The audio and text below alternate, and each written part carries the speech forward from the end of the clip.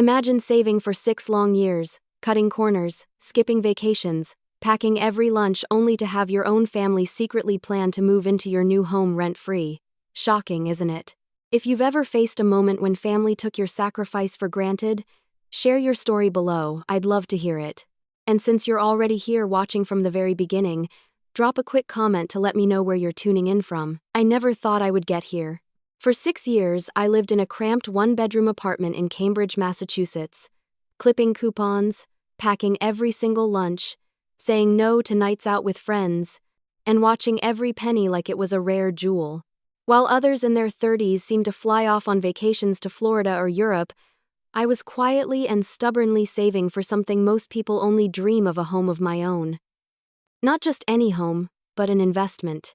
Something solid, something no one could ever take away from me. I'm Jessica Miller, 32 years old, and a financial advisor in Boston. Every day I help other people manage their money, telling them how to build a secure future. And every night I went home to my tiny apartment, reminding myself that my turn was coming too, if I stayed disciplined enough. By last spring, my savings account finally told me the truth I had been waiting for. I had done it. I had scraped, saved, and sacrificed my way to a down payment. And when I walked into that 2-family brick duplex in Newton just 20 minutes outside the city, I knew. It wasn't perfect. The paint was chipped, the kitchen cabinets dated, but the bones were strong. A maple tree in the backyard bent gracefully over the grass like it had been waiting for me to show up. The day I closed on that house, when the keys dropped into my palm, it was like holding proof that all the lonely nights, all the skipped dinners out, had meant something.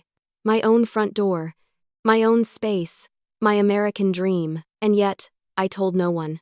You might think I'd rush to call my parents, Martha and Frank, who live in Quincy, or text my older brother Kevin and his wife Sarah, who rent a place across town. But I didn't. For years I'd noticed something about my family. Every milestone of mine somehow turned into a conversation about Kevin. Kevin, the charming one, the struggling one, the one with bad luck.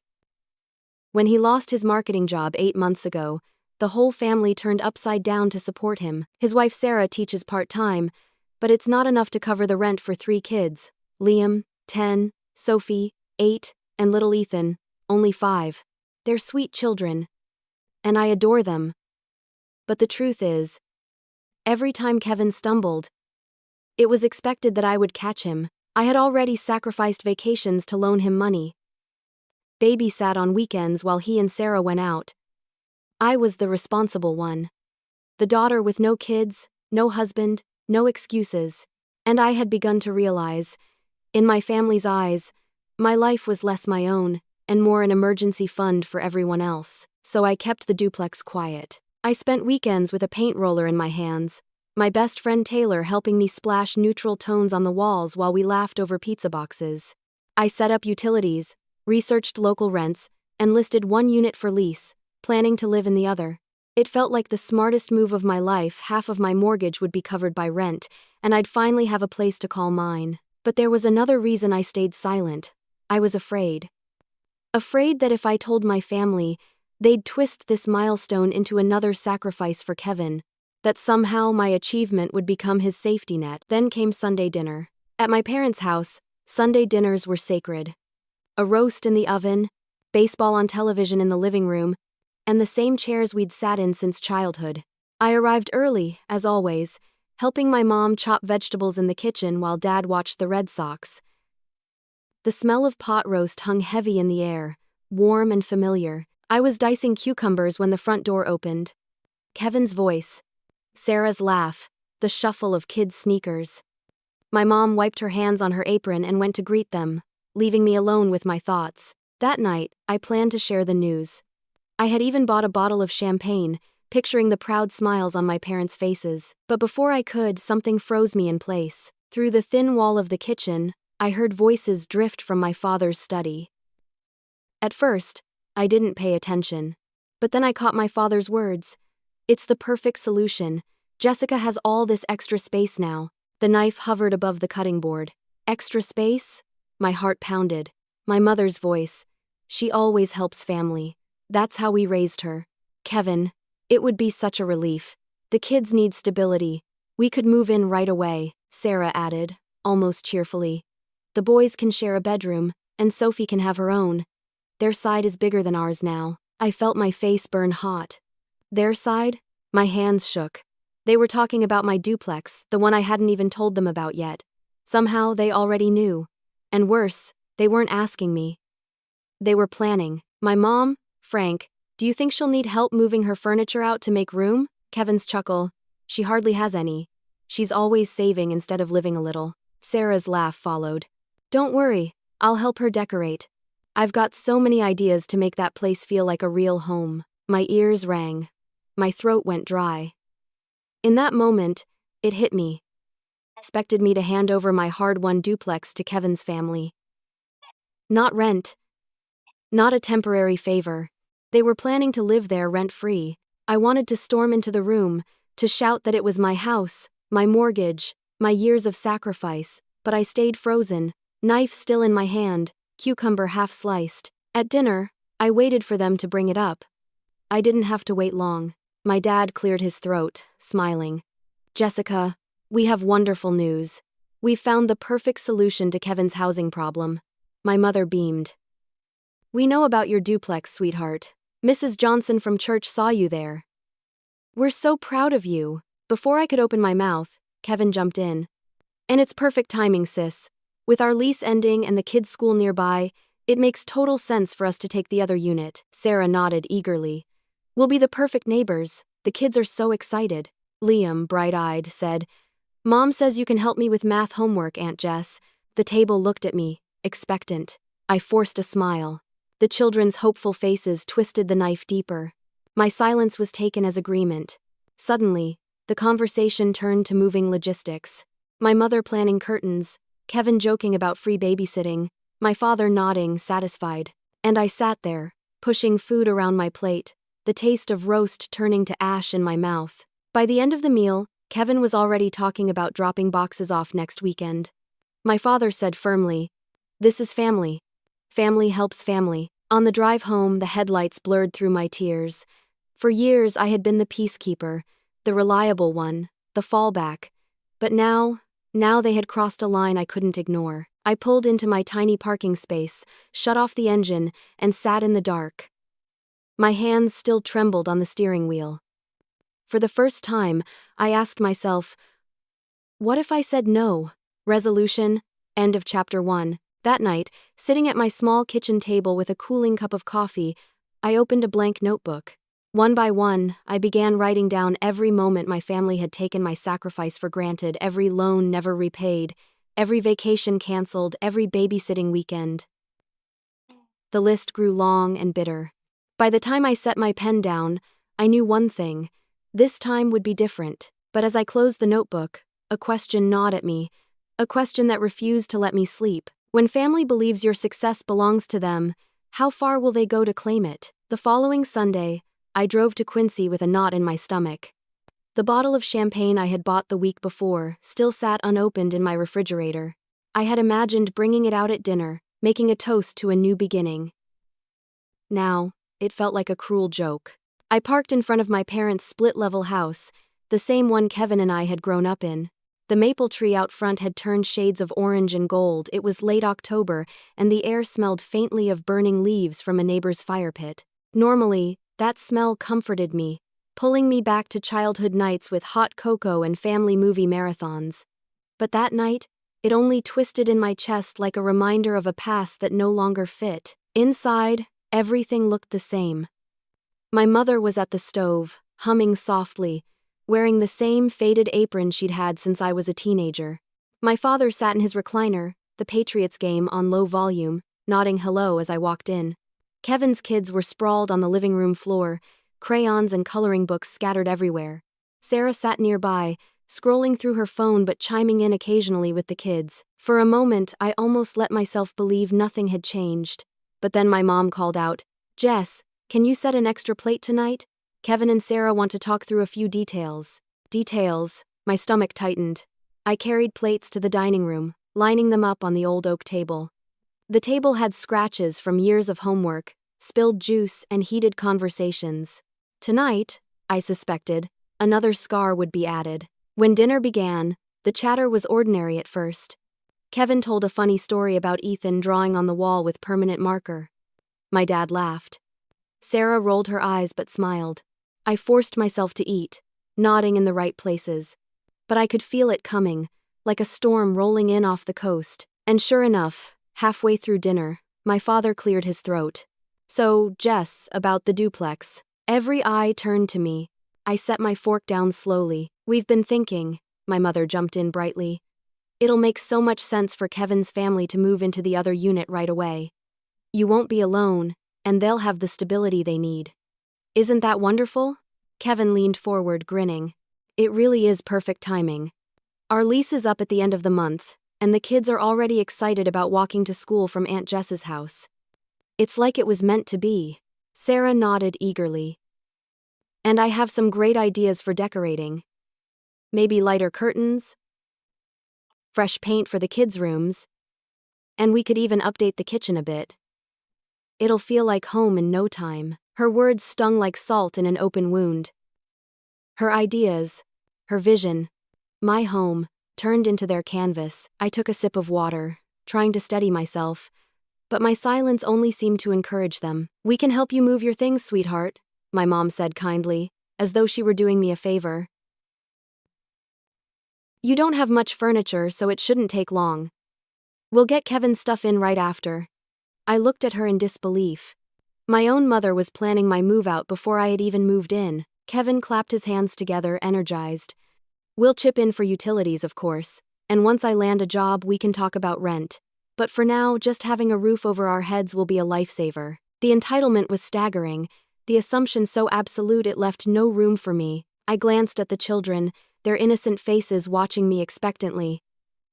Liam whispered, "I can't wait to show you my science project in our new place." How could I break his heart? How could I shatter their excitement? So I smiled weakly, and once again, my silence was mistaken for agreement. The rest of the evening blurred.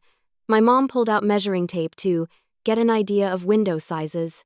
Sarah showed me Pinterest boards of bedroom decor. Kevin listed out the dates they could bring boxes.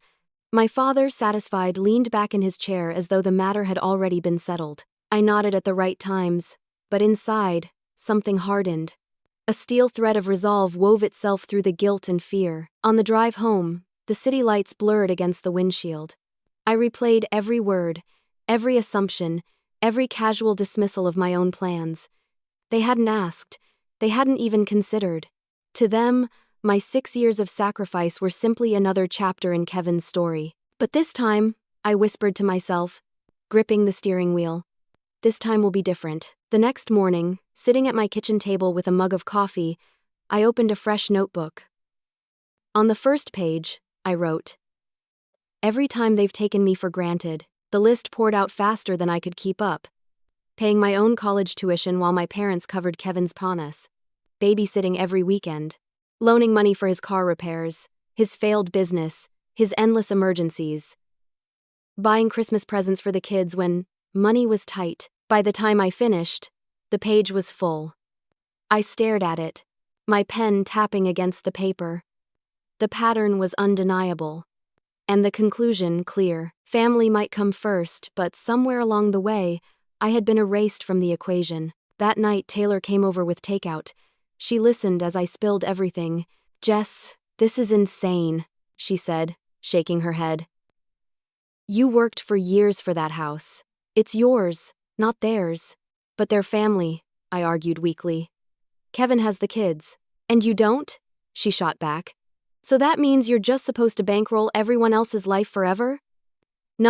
Boundaries, Jess. If you don't draw them now, you never will." Her words landed heavy. Boundaries. A concept that sounded selfish when applied to family, but maybe, just maybe, it was the most loving thing I could do. For myself, and for them. I lay awake long into the night, staring at the ceiling, the sound of traffic outside my window. For the first time in my life, I allowed myself to imagine what would happen if I said no. The thought was terrifying, but also liberating. I didn't know how yet, I didn't know when. But the decision began to form like a storm gathering strength. The duplex wasn't just a house, It was the line in the sand, and I was about to draw it. Resolution, transition, end of chapter 2. By the time Sunday rolled around again, I no longer felt like the same woman who had sat at that dinner table nodding along. I had tasted resolve, and it was bitter but strong. But as I picked up my phone and saw 3 missed calls from Kevin, a text from my dad, and a voicemail from my mom about curtain fabric, a chill ran down my spine. They weren't slowing down. They were moving faster, and if I didn't act soon, my duplex, the dream I had bled for, would be gone before I ever truly lived in it. The Monday after that disastrous dinner, I sat at my little kitchen table in Cambridge, staring at the notebook I had started. The list of sacrifices and slights stared back at me in black ink, each line a reminder of how my life had been folded, twisted, and shaped to fit everyone else's needs. My hand lingered on the page. Babysat every weekend. Loaned Kevin $2,000 for car repairs. Bought Christmas gifts for the kids when money was tight. Skipped a Florida vacation to cover Kevin's rent. The list didn't just take up a page, it took up years of my life, and it wasn't just the money. It was the expectation. The assumption that because I was single, child-free, and responsible, I was somehow an endless resource. A safety net that never frayed. But staring at that notebook, I realized something important. Nets aren't meant to last forever. And if they do, maybe they stop helping the person falling and start trapping them instead. I closed the notebook and whispered out loud, "Not this time." That afternoon, I called Taylor. She picked up on the second ring. "Hey, how are you holding up?" I sighed. "I think I need help, real help. I need to make sure Kevin and Sarah can't just move in. Not even for a week." "Good," she said firmly. "So, what's the plan?" "I don't know yet," I admitted. "But I need something solid, something legally binding, because if it's just me saying no, you know how they'll wear me down." Taylor was quiet for a moment. Then she said, "Property management. You hire someone who deals with tenants. That way, it's not even about you versus them. It's about contracts, rules, professionals." Her words lit something in me, a way out. By Tuesday morning, I had 3 consultations lined up with property management companies in Boston.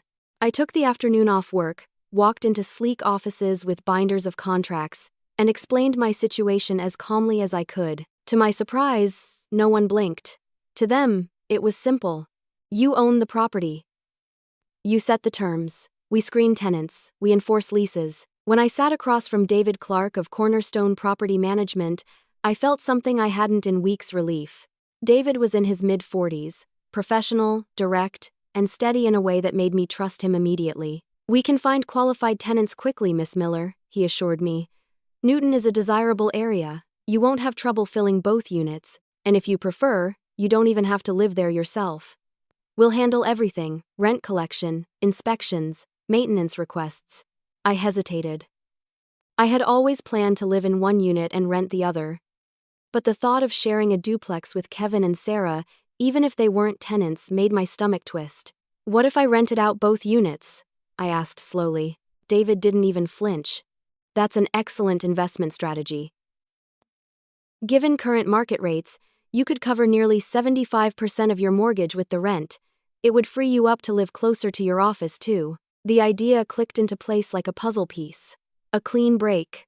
No overlap, no confusion, no opportunity for my family to stake a claim. "Let's do it," I said, my voice stronger than I felt. By Wednesday, the paperwork was signed. Cornerstone would handle everything. I walked out of David's office with copies of contracts in my bag and a flicker of peace in my chest. For the first time in weeks, I felt like I was in control, but my family didn't know that yet, and they weren't slowing down. By Thursday, my phone was buzzing constantly. "Kevin, hey sis, can we drop off some boxes at the duplex this weekend?" "Sarah, do you have a preference on paint colors for the kids' rooms?" "I'm thinking light blue for the boys, lavender for Sophie." I didn't respond. Each message felt like a fist tightening around my chest. Then came the email. Subject line: Duplex decorating ideas. I opened it and stared at Pinterest boards Sarah had carefully curated. Bedroom themes, kitchen remodels, even cabinet paint colors. At the bottom she'd typed, "Do you mind if we paint the kitchen cabinets white? The current color is a bit dark for my taste." My hands shook. Her taste, her plan. My property. I closed the laptop, heart pounding, and whispered, "Not yours. Not this time." By Friday, I had a small apartment lined up in Back Bay, smaller than I hoped, pricier than I wanted, but only a 10-minute walk from my office. It wasn't perfect, but it was mine. And with both units of the duplex rented out soon, I'd still come out ahead. Saturday, Taylor came over to help me pack. As we taped boxes and folded clothes, she said, "Jess, you look lighter. Like you've finally exhaled." "I feel like I have," I admitted. "I'm nervous. I know they're going to lose it. But at least now, I have contracts. I have protection." She grinned. "Contracts don't flinch when your mom cries, or when Kevin yells. You've got this." Her words were a lifeline, but Sunday, the storm began again. At dinner, my father leaned across the table, his voice edged with impatience. "Kevin needs to give notice to his landlord this week. When can they start moving in?" My fork clattered against my plate. I forced my voice steady. "There are still things I need to take care of. Repairs. Paperwork." My dad frowned. "Repairs? Your brother can handle that. You're just dragging your feet." "They need certainty, Jessica." I bit my tongue so hard it hurt. Certainty. That was exactly what I had, but not the kind he wanted to hear. After dinner, my mom hugged me tightly, whispering, "I know it's a lot, sweetheart, but this is what family does. You'll see, it'll all work out." I drove home with tears stinging my eyes, gripping the steering wheel, repeating to myself, "Contracts don't cry. Contracts don't guilt. Contracts protect." By the end of that week, both leases were signed.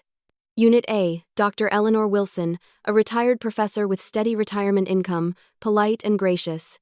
Unit B, Michael and Lisa Carter, a young professional couple, both working at a nearby hospital. I watched them sign their names, my own hand steady as I countersigned. The duplex was theirs for a year, legally binding, and as the ink dried, I realized I had drawn the line, a line my family couldn't cross. But even as relief washed over me, dread followed close behind. Because I knew what was coming, my family still believed they were moving in, and move-in day was only 2 weeks away. Resolution, transition, end of chapter 3. That night, lying awake in my half-packed apartment, I heard my phone buzz with another message from Kevin. "Sis, Sarah wants to know if you can chip in for the moving truck. We're kind of tight this month. We'll pay you back next time."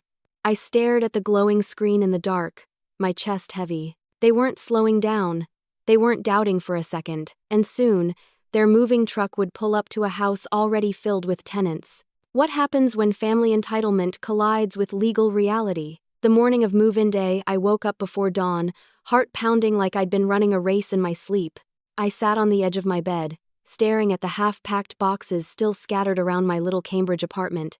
My new place in Back Bay was ready. My tenants were scheduled. Everything was set in motion. And yet, I felt like I was walking into a storm. I made coffee, but it sat untouched on the counter, going cold. At 8:30, David Clark from Cornerstone called. "Morning, Jessica. We're all set on our end. Dr. Wilson's movers are arriving around 9:30, and the Carters will be there at 11.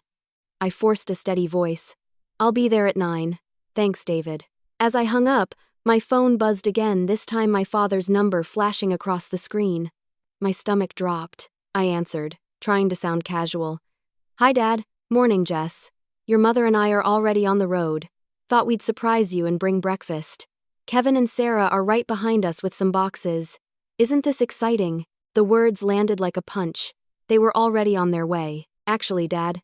"Perfect." He cut me off cheerfully. "See you in a bit." The line went dead.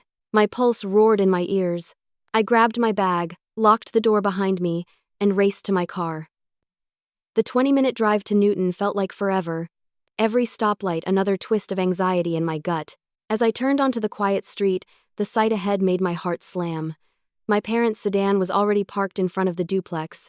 Kevin's minivan pulled in right as I did, kids pressed against the windows, waving happily. And then, like a cruel joke, I saw a moving truck rumbling slowly down the street from the opposite direction. Dr. Wilson had arrived early, My worst fear was unfolding right before my eyes. I parked behind Kevin's van, gripping the steering wheel for a moment before forcing myself to breathe. This was it. No more delays. No more pretending. I stepped out of the car. My mother was on the sidewalk, holding a bag from the local bakery. "Jess, we brought bagels. Isn't this exciting?" Behind her, Kevin was hauling a box out of his van, Sarah balancing a laundry basket on her hip. The kids tumbled out, chattering about which bedroom would be theirs. David stood near the front door in his cornerstone polo, clipboard in hand. He gave me a small, steady nod, the kind of nod that says, "I've got you." My father frowned at David. "Excuse me, who are you?" David extended a hand. "David Clark, property manager for Miss Miller's Duplex. We're here for today's scheduled move-ins." "Move-ins?" My dad's voice sharpened. "What do you mean move-ins? This is our daughter's property. She bought it for our family." Behind him, the moving truck came to a stop. A team of movers jumped out, ready to unload. Dr. Wilson, dignified in a navy coat, stepped out of her car and walked toward us with curious eyes. Kevin's face darkened. He set the box down hard on the pavement. "Jess, what the hell is going on?" I took a deep breath, my legs trembling but my voice clear. "Mom, Dad, Kevin, Sarah, I need to explain something." My mother blinked, confused. "Who is this woman? Why is there a moving truck here?" Dr. Wilson stopped a few feet away, waiting politely. David stepped closer to me, lowering his voice. "Do you want me to handle this?" I shook my head. "Number I need to." I turned to my family. "Both units of the duplex are rented. Dr. Wilson is moving into Unit A today, and Michael and Lisa Carter are moving into Unit B later this morning." Silence. It was the kind of silence that makes your skin crawl. My father's face went red. My mother's mouth opened, then closed, then opened again without words. Kevin's eyes widened, disbelief turning to fury. "You did what?" he shouted. "You rented them out? To strangers? Are you kidding me?" Sarah's voice rose. Sharp. "We already gave notice at our apartment, Jess. We're supposed to move in today. The kids are counting on this." Sophie tugged at her mother's sleeve, confused. "Mom? I thought this was our new house." My stomach twisted, but I stood my ground. "It's not your house, Sarah. It's not your house, Kevin. It's mine. And I've signed binding leases. These tenants are moving in today. Legally. Officially." Kevin's face turned crimson. "So what? You just leave us homeless? You knew our lease was up. Where the hell are we supposed to go now?" My father stepped forward, his voice low and heavy. "Jessica, I never thought I'd say this, but I am disappointed in you. Family helps family. That's how we raised you." His words pierced me, but instead of folding, I felt my spine straighten. "And when has Kevin ever helped me?" I demanded. "When has anyone asked what I needed before making plans with my life, my money, my home? You didn't ask, you decided. And you expected me to nod along, like always." Kevin threw up his hands. "Oh, here we go. Poor Jessica. The martyr. You've got a good job. No kids, no responsibilities. Meanwhile, I'm trying to keep a roof over my family's head." The hypocrisy made my blood boil. "You mean financial responsibility?" "Because I've been responsible, Kevin. I worked 6 years for this. I skipped vacations, lived in a shoebox apartment, drove a car with no heat in the winter. You had chances. You had help. And you squandered it." Sarah's face hardened. "We would have paid something eventually. You didn't even give us the chance." I shook my head. "You wanted free rent. That's not helping me. That's burying me." By then, the movers were shifting impatiently, waiting for direction. David stepped in gently. "Dr. Wilson, if you'll allow me, I'll bring you around back while Miss Miller finishes here." Dr. Wilson gave me a sympathetic look before nodding and stepping aside. Kevin's voice cracked with anger. "You don't get it, Jess. We've got nowhere to go. The landlord's already showing our place to new tenants. Where do you expect us to live?" The kid's wide eyes cut into me like knives. Liam clutched his science project. Sophie held onto her mother's hand, and Ethan started to cry. My mother stepped closer, placing her hand on my arm. Sweetheart, please. You can't do this. Think of the children. I pulled away, my throat tight. I have thought of them. I've thought of them every single time I canceled plans, every time I loaned money, every time I gave up something I wanted. But this is where it ends. I will not give up my future because Kevin refuses to plan for his. The air crackled with tension. Kevin glared at me, his chest heaving. Sarah wiped at her eyes, shaking her head. My father muttered, I don't recognize you anymore. And in that moment, with my family staring at me like I was the enemy, I wondered if I recognized myself either. Resolution, transition, end of chapter 4. David's voice broke the silence. Miss Miller, the movers are ready to begin unloading. I nodded slowly, turning back to my family. This is happening, I said, my voice low but firm. Whether you accept it or not. Kevin's fists clenched at his sides. This isn't over, Jess. Not by a long shot. Behind him, the movers carried the first box up the driveway, and as the front door to my duplex opened for Dr. Wilson, I realized the line had been drawn. But what would be left of my family once the dust settled? The day after the showdown at the duplex, I woke to silence. Not the peaceful kind, but the heavy silence that presses down on your chest. The kind that feels like absence. Normally, Sundays were filled with the ritual of family, my mom's calls about pot roast, my dad's reminders to pick up dessert, Kevin's last-minute texts asking if I could swing by and grab some soda on my way over. But that Sunday? Nothing. I checked my phone compulsively. No texts, no missed calls, not even a guilt-laced voicemail from my mother. It was as if I had been erased overnight. The quiet should have been a relief. For the first time in years, I wasn't tethered to someone else's schedule or emergency, but instead, it gnawed at me. Guilt, anger, sadness, they tangled together until I couldn't tell which was heavier. I spent the morning unpacking in my new Back Bay apartment, trying to distract myself. The space was small but bright, with big windows that looked out over a narrow street lined with brownstones. I should have felt proud, independent. I had just done something most people my age only dream about. I owned a duplex in Newton, and I had taken control of my financial future. But all I could think about was my mother's face when she said, I don't recognize you anymore. By mid-afternoon, my best friend Taylor stopped by with Thai takeout. She plopped the bags on my tiny kitchen counter and gave me that look, the one that says, talk. Now, have they called? She asked gently. I shook my head. Nothing. It's like I don't exist. Taylor slid cartons of pad thai and spring rolls onto plates. Jess, listen to me. You did the right thing. You're not responsible for carrying your entire family on your back. This silence? It's not punishment.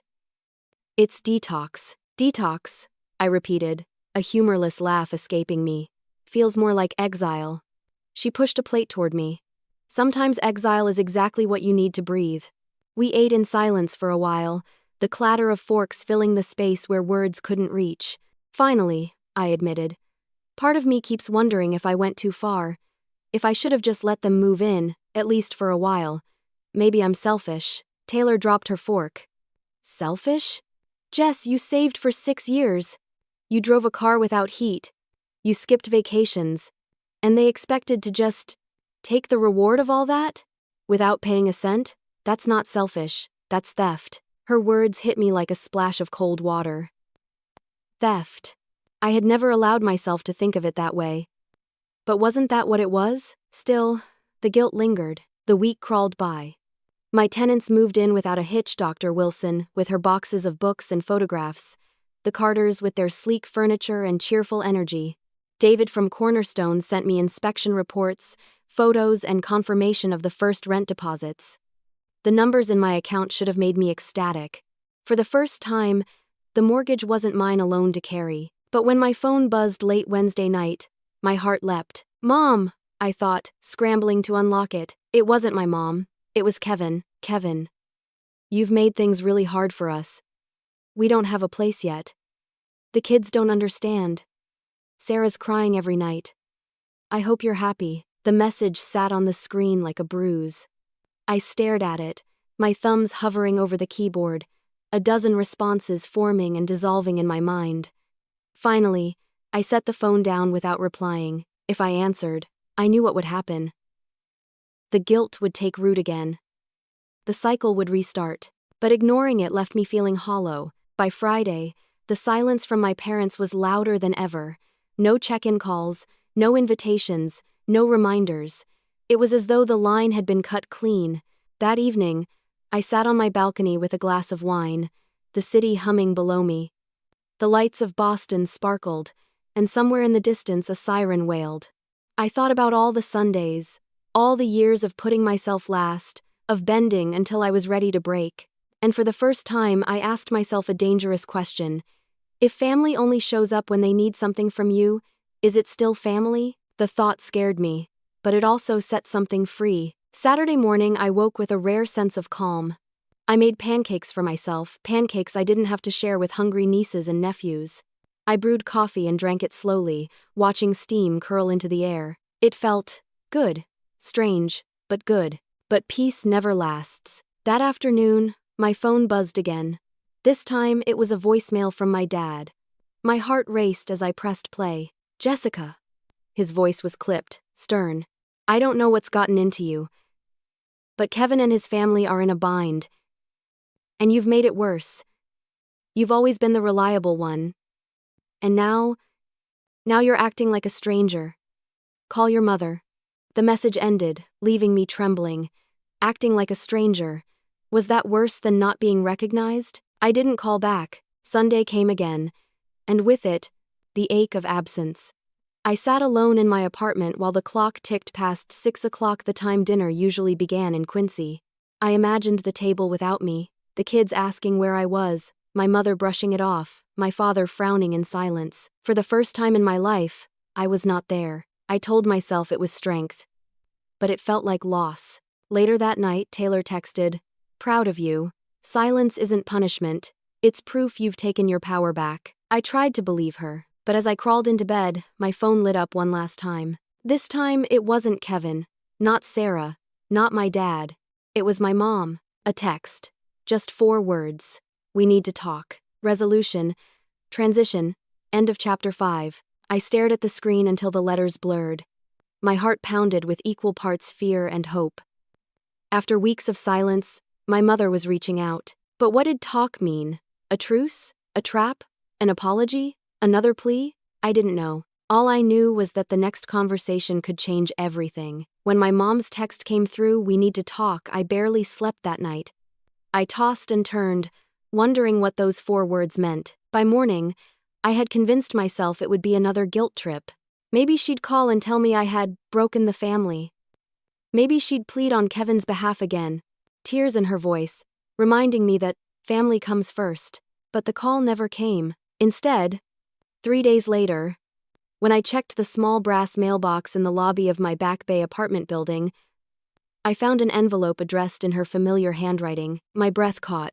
My mother hadn't sent me a handwritten letter since college. I carried it upstairs like it was made of glass, set it on the counter, and stared at it for a long time. My fingers hovered, afraid to open it. Afraid of what I'd find inside. Finally, I slid a butter knife under the flap and unfolded the lined stationery. "My dearest Jessica," it began. I sat down hard on one of the mismatched bar stools in my kitchen. It has taken me time to process what happened at the Duplex. At first, I was angry. Then I was hurt. And then, if I'm being honest, I felt ashamed. Ashamed. I read the word twice, not believing it was hers. "Your father and I thought we were doing the right thing, helping Kevin and Sarah. But in doing so, we forgot to ask the most important question. What about Jessica? We assumed, as we always have, that you would bend, you would sacrifice, you would make room, and that was unfair. We raised you to be responsible. But somewhere along the way, we allowed that responsibility to turn into obligation. That was wrong of us. I am sorry." The letters blurred. I realized I was crying, hot tears sliding down my cheeks onto the page. I kept reading. "Kevin and Sarah have found a small 2-bedroom apartment across town. It is not what they hoped for, but it is theirs. They are learning to adjust, and the children are resilient. Kevin has taken part-time work at a warehouse while he continues to search for something in his field. Sarah has picked up more teaching hours. They are not comfortable, but they are managing. My shoulders slumped with relief. They weren't homeless. The kids weren't living out of boxes in someone's basement. I know our words hurt you. I know your father's silence and my assumptions cut deeply. We never meant to make you feel invisible. But intentions don't erase damage. I can see now how often we placed your needs second to Kevin's. It wasn't because we loved you less, it was because we trusted you more. That trust became a burden you should not have carried alone. For that, I ask your forgiveness. My hands trembled as I turned the page. Your father may take longer to admit his part, but I see the regret in him. We both miss you. We both want you at the dinner table again. This Sunday, if you are willing, we would love to have you home. I cannot promise there won't be tension, but I can promise that I will make an effort to respect your boundaries. I hope your father will too. Kevin may need more time, but I believe even he will come to understand, eventually, why you did what you did. We love you, Jessica. Always.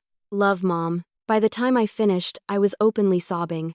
I pressed the letter to my chest, as if holding it there could ease the ache that had been growing for weeks. It wasn't perfect. It wasn't everything. But it was something I had never expected, an acknowledgement, an apology, and it cracked me open. That night I called Taylor and read the letter aloud. Jess, she said softly when I finished. That's huge. Your mom admitted it. She owned it. She did, I whispered. But what about my dad? What about Kevin? What if they still see me as the villain? Taylor's voice was steady. I can't control their perspective, but you can choose to show up as yourself on your terms. You wanted boundaries? This is your chance to walk in with them intact. Her words circled in my head as Sunday approached. When I pulled into my parents' driveway, my hands were slick on the steering wheel. The house looked the same, shutters freshly painted, the front steps swept, a pumpkin on the porch for fall, but I felt like a stranger approaching foreign ground. My mother opened the door before I could knock. For a split second, there was hesitation in her eyes. Then she pulled me into a hug so tight it knocked the air out of me. I've missed you, she whispered. I've missed you too, Mom, I whispered back, my throat thick. Inside, the dining room was quieter than usual. No Kevin, no Sarah, no kids. Just my parents and me. The pot roast was on the table, but no one touched it at first. My father sat stiffly at the head of the table, his fork idle, his jaw tight. We ate in silence for a while, the clink of silverware the only sound. Finally, my father cleared his throat. You worked hard for that duplex, he said gruffly. It's yours to do with as you choose. We overstepped. The words were awkward, begrudging, but they were his. My father, the man who never admitted fault, had cracked the door. Thank you, Dad, I said softly. That means a lot. He nodded once, then returned to his plate. My mother gave me a small, watery smile. For the first time in weeks, I felt like maybe we could stitch the fabric of our family back together. Not perfectly, but enough. After dinner, I lingered on the porch, the cool autumn air brushing my face. My mother pressed a container of leftovers into my hands, just like old times. We'll see you next Sunday? She asked, hopefully.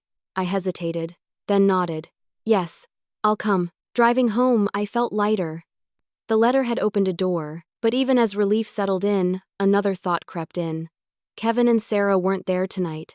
They hadn't spoken to me since the confrontation, and Thanksgiving was only a few weeks away. Would they show up then?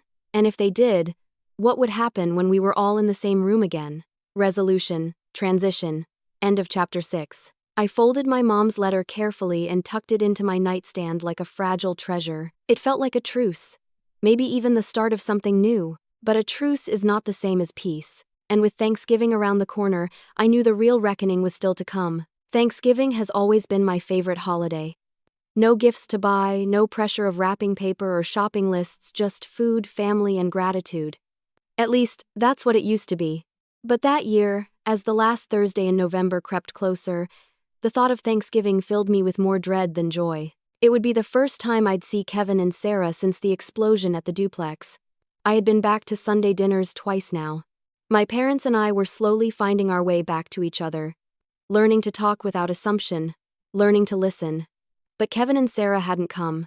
Not once. When my mother called the week before Thanksgiving, her voice was warm but cautious. "We'd love for you to come, sweetheart. Kevin and Sarah will be there too." It's time we all sat at the same table again. I pressed the phone to my ear, heart hammering. "Are you sure that's a good idea?" Her sigh was soft. "We can't avoid it forever, Jess. Family needs to face things together, even the hard things." She was right. But facing Kevin felt like standing in front of a tidal wave, knowing it could either wash me clean or drown me. The morning of Thanksgiving, I baked my pumpkin pie, a Miller family tradition that had always been my contribution. The smell of cinnamon and nutmeg filled my apartment, wrapping me in memories of holidays past. The kids running around the kitchen, my dad carving the turkey, my mom humming while she whipped mashed potatoes. As I pulled the pie from the oven, I whispered to myself, "Boundaries, Jess. Boundaries." It had become my mantra, the rope I clung to whenever guilt threatened to pull me back under. The drive to Quincy was quiet, the streets lined with bare trees and the occasional American flag waving in the cold November wind.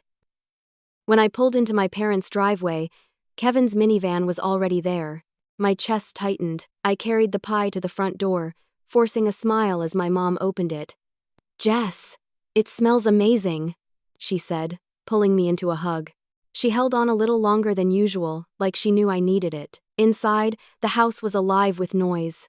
Football played on the television, the kids shrieked in the living room, Sarah directed them to set the table, and my dad basted the turkey in the kitchen. It should have felt like home.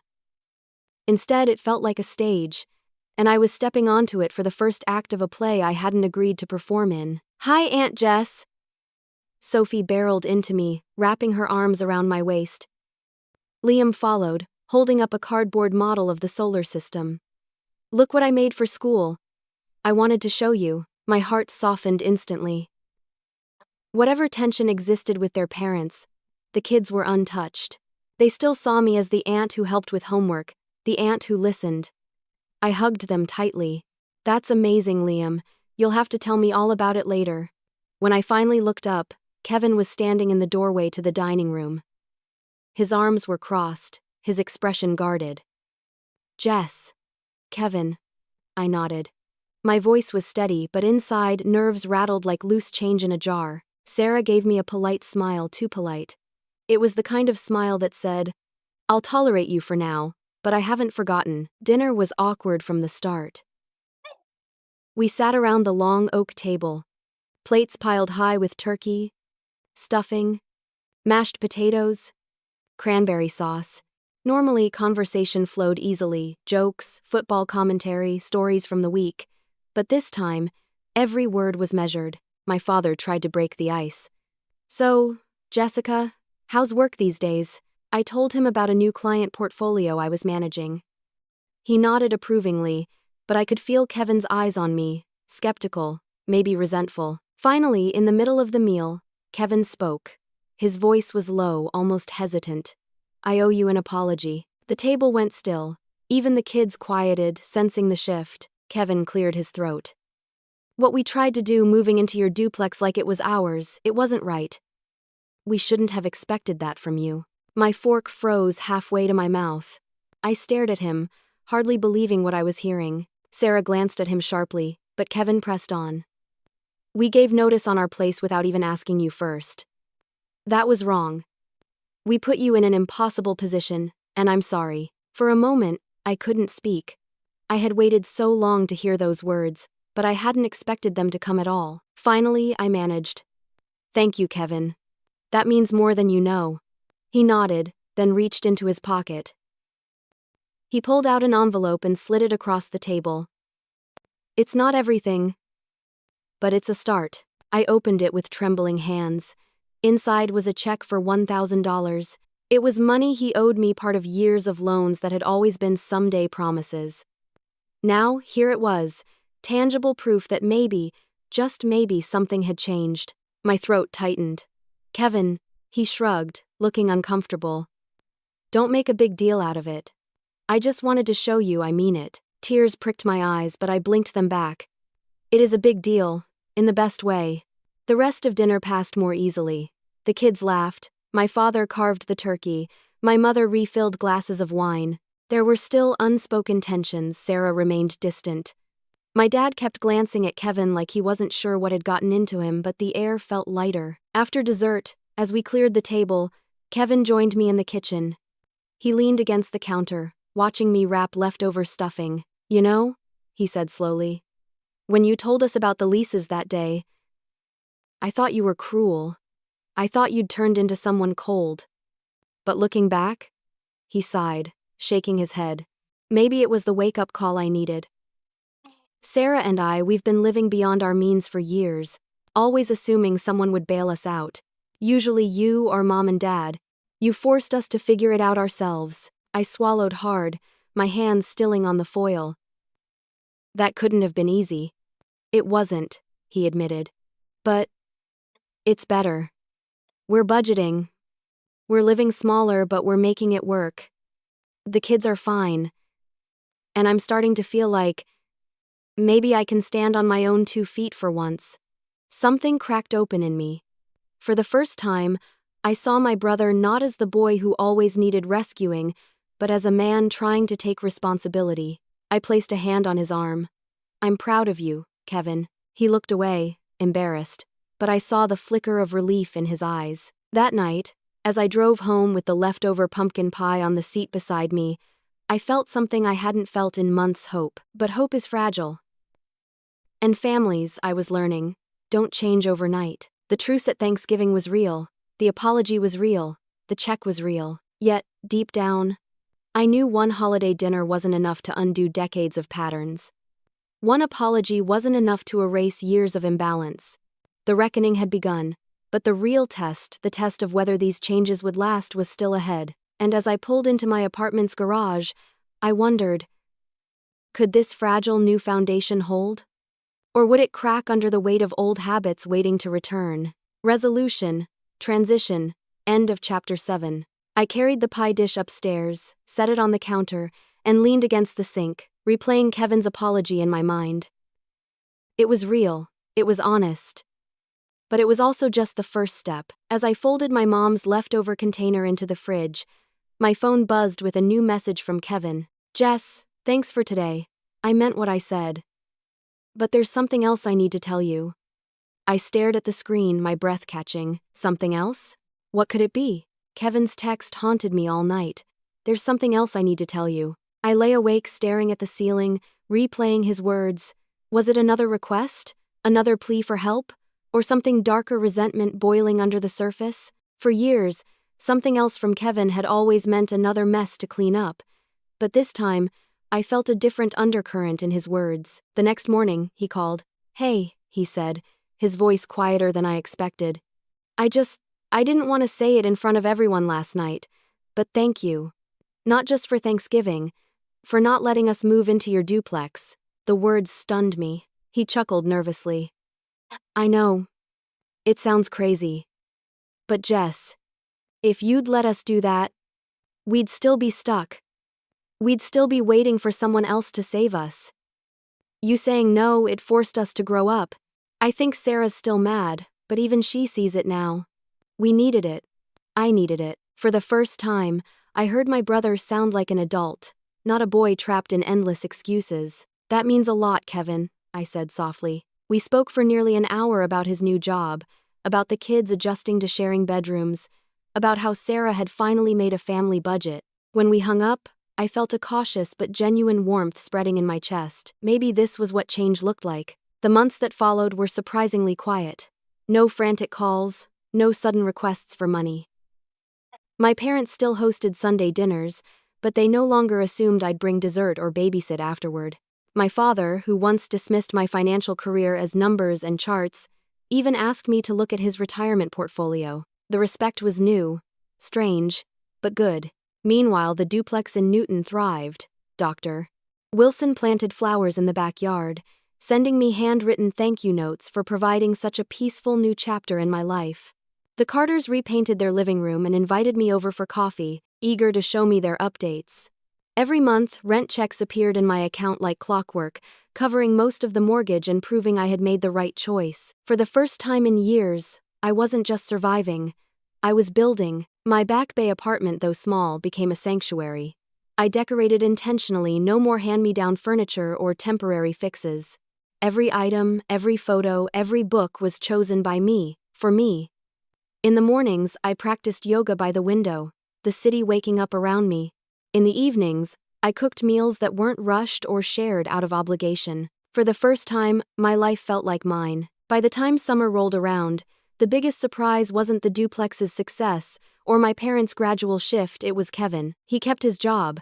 He sent me small repayment checks each month, chipping away at old debts. He even texted me updates about the kids' school projects, not asking for anything, just sharing. Slowly, the resentment I had carried for years began to loosen its grip. One afternoon, almost exactly a year after the confrontation, Kevin invited me out for coffee. I agreed, cautiously. We met at a cafe in Newton. He looked different, tidier, calmer, like a man finally settling into himself. "Jess," he said, wrapping his hands around his mug. "I want you to know I never realized how much you carried. I just assumed you'd always be there. And I hated you for saying no, but now, I respect you for it. You taught me something I should have learned a long time ago." Tears pricked my eyes.